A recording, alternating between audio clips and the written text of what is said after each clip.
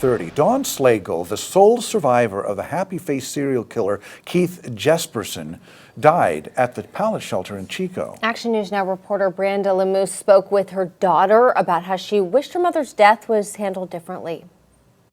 My brother actually called me from FaceTime to let me know that he had found my mother dead in her pallet shelter. Like any other daughter might, Stephanie Allen is grieving the death of her mother, Daun Slagle. Allen describes her mother as a funny, honest woman who loved to sing, but also someone who always found a way to teach and prepare her children for the real world. You may have heard of her because she was the sole survivor of the happy-faced killer back in the 90s. Slagle died on August 11th at the Chico Pallet shelter. Allen says the autopsy she received by phone 3 days ago says her mother died due to a methamphetamine and fentanyl overdose. And she also had the beginning stages of heart cancer. My mom did have a history of drug use. My mother did not ever have a history of fentanyl use. And so that is just discerning to me to know that my mother had fentanyl in her system. When she went to clean up her mother's unit, she cleaned out half of a bucket full of drugs, found mold and cockroaches. A pallet shelter that's funded through grant money and federal money. I threw that much drugs, pipes, and paraphernalia out. You know, that's mind-blowing.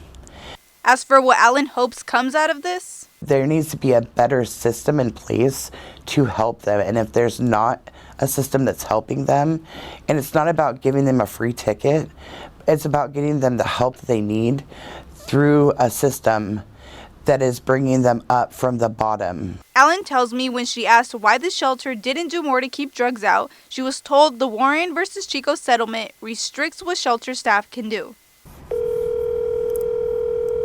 Hi, you've reached the cell phone for Amber Abney Bass. I called Amber Abney Bass, director of the Pallet Shelter and Jesus Center, to ask what they do to try and keep drugs like fentanyl out of the shelter, but she did not answer.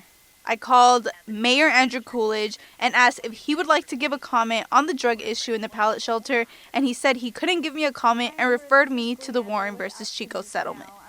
As for Allen, she just hopes what happened to her mother doesn't happen to anyone else. And she thought that she had the best voice in the world. And so anytime we were driving, she would sing like she thought she was like American Idol singer. In Chico, Branda Lemus for Action News Now. The city is working to have a federal judge overturn the Warren v. Chico deal in light of a recent Supreme Court ruling. And as Brianda mentioned, Daun Slagle came face-to-face with the so-called happy-faced killer, Keith Jesperson, in 1990. Slagle was a 21-year-old mom of 3 at the time. She told police that Jesperson approached her at a shopping center in Mount Shasta and invited her to sit with him in his car to warm up. An assault lasted hours before Jesperson let Slagle and her baby go. Jesperson killed at least 8 women in his travels across the U.S. He sent anonymous confession letters to journalists and investigators, many of them signed with smiley faces. Police arrested him in 1995.